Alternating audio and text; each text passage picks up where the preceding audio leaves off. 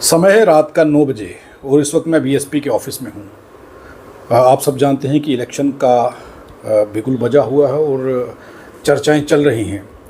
हर इलाके से हर राजनीतिक पार्टी अपने उम्मीदवारों को उतार रही है, लेकिन उतारने से पहले वो अपने उम्मीदवारों के नाम छुपा के रख रही है कि कहीं कोई उम्मीदवार यहाँ से वहाँ ना चल जाए।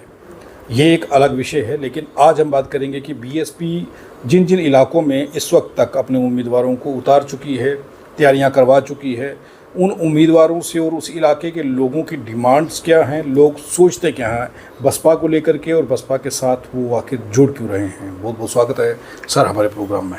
जय भीम संसार जी। जय भीम सर।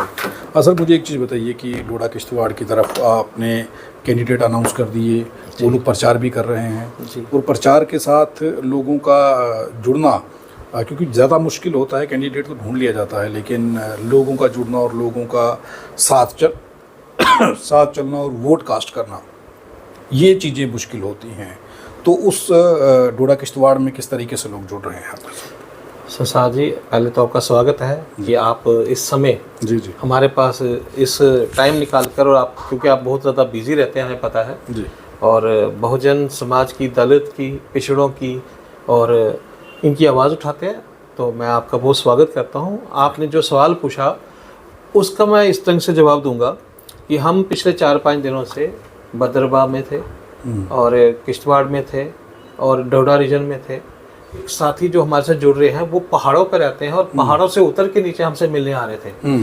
और एक आप देखते होंगे, आपने सोशल मीडिया में भी देखा होगा, एक भीड़ जो है जुट रही है और वो भीड़ कहीं ना कहीं एक बदलाव को चाहती है। उस बदलाव को देखते हुए, जैसे हमारी जो कैंडिडेट है भद्रवाह की मीनाक्षी भगत, जो कि इंजीनियर है, उसने ये एक बेड़ा उठाया और उस कैंडिडेट जो हमारी है उसके साथ लाखों लोग जुड़ रहे हैं, ये हमने देखा। और भीड़ जो है एक बदलाव के लिए उसके साथ चल रही है। उसकी एक वीडियो मैंने देखी जब आप वहाँ पर गए हुए थे। वहाँ पर एक सोशल मीडिया पर वीडियो वायरल हुआ कि दूसरी ओर से जुगल किशोर शर्मा निकल रहे हैं। वो ये कह रहे हैं कि लाखों का जनसैलाब हमारे साथ, और पीछे 25 से 30 लोग थे। हजारों की संख्या में लोग इनके समर्थक जहां पर फार्म भरवाने आए हैं और लगता है कि भारी बहुमत के साथ दिलीप सिंह परिहार जो है वो ये इलेक्शन जो है वो जीतेंगे। जिंदाबाद भारतीय जनता पार्टी, जिंदाबाद। उससे ज़्यादा तादाद आपकी कैंडिडेट के साथ थी, हालांकि वो नया चेहरा है। बसपा को पसंद करने का रीज़न क्या है? लोग क्यों ये सोच रहे हैं कि बसपा के साथ चलना है?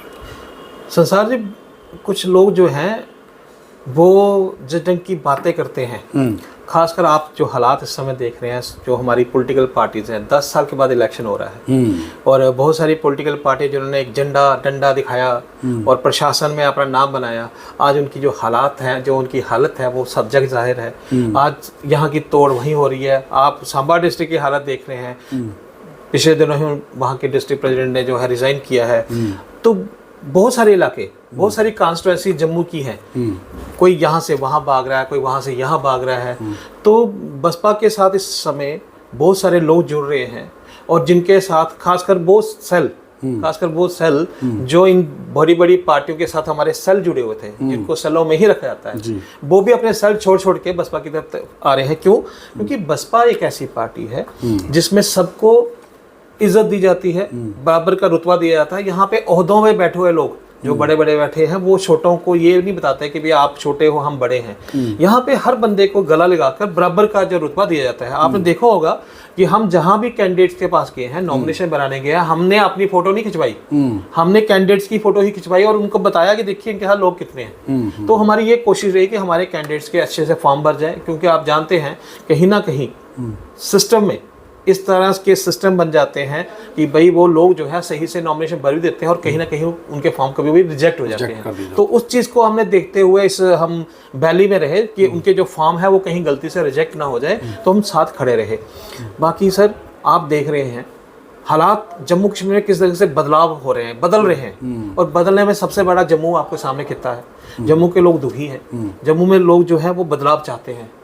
और जो पहले की सरकार, जब पहले का सिस्टम जो चल रहा था, उससे वो अब उनसे निजात चाहते हैं, निजात चाहते हैं। एक चीज़ ये है कि मीनाक्षी भगत आपने बताया कि वो इंजीनियर हैं जी। और एक पीएचडी भी आपके कैंडिडेट हैं जिन्होंने पीएचडी कर रखी है जी। ऐसे कैंडिडेट बसपा की ओर आना, क्योंकि बसपा को किसी और नज़र से देखा जाता है लोगों की ओर से। आपने सेल का जिक्र किया, दूसरी राजनीतिक पार्टियों में सेल होते हैं, एससी सेल है, एसटी सेल है, ओबीसी सेल है, माइनॉरिटी सेल है, अलग अलग सेल हैं जी। बसपा में सेल नहीं दिखते। बसपा में सर मेन स्ट्रीम है, बसपा में हम सबको बराबर का जो है रुतबा देते हैं। और आप देखिए आपको हाईली क्वालिफाइड लोग जो हैं वो बसपा में मिलेंगे। मैं खुद आपकी एक एग्जांपल जी बिल्कुल, और आप डॉक्टर। हाँ देखिए ऐसा है कि बसपा में जब आपको इज्जत दी जाएगी, बराबर का रुतबा दिया जाएगा। अभी देखिए हमारी छोटी बहन है जो मीनाक्षी भगत है, सिर्फ 25 ईयर ओल्ड है और इंजीनियर, वो अपनी बेंगलोर से अपनी सर्विस छोड़ के आ गई।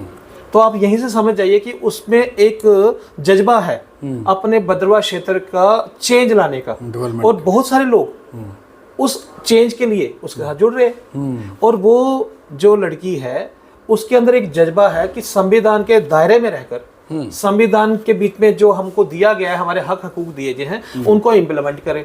और जो लोग दिखाते हैं ना सर, जो कॉपी लेके दिखाते हैं कि ये संविधान की बातें करते हैं, वो सिर्फ दिखावा करते हैं जी। लेकिन जब ऑन ग्राउंड उसको इम्प्लीमेंट करना होता है तो वो एक बसपा ही है जो ऑन ग्राउंड इसको इम्प्लीमेंट करती है। जी जी, बहुत बहुत धन्यवाद हमारे साथ बात करने के लिए। एडवोकेट शशि भूषण थापा थे, जनरल सेक्रेटरी हैं बसपा के जम्मू कश्मीर के। सवाल ये है कि बसपा के अंदर कोई भी सेल नहीं है, ये एक बड़ी चीज़ है जो आज मैं आपको बताने जा रहा हूँ।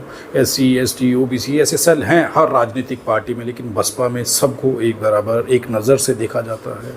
हो सकता है कि आने वाली जो लिस्ट जारी होगी उस लिस्ट के अंदर कुछ जनरल कैटेगरी के लोगों के नाम भी हैं, और बाकी राजनीतिक पार्टियों ने एससी और ओबीसी समाज और एसटी समाज के साथ जो किया है इस इलेक्शन में, वो तस्वीरें आपके सामने हैं, वो खबर आपके सामने है। आप देखते रहें आरटीआई इंडिया न्यूज़, लोकतंत्र का पहरेदार, ताकि हम पहुंचा सकें आप तक वो खबरें जो नहीं पहुंच रही हैं या फिर जो नहीं पहुंचाई जा रही हैं। धन्यवाद। चलिए, हम किसी भी प्रकार का कोई विज्ञापन नहीं लेते हैं, हम आज़ाद पत्रकारिता करते हैं। अगर आप चाहते हैं कि आज़ाद पत्रकारिता जिंदा रहे तो आरटीआई इंडिया न्यूज़ का आर्थिक सहयोग करें।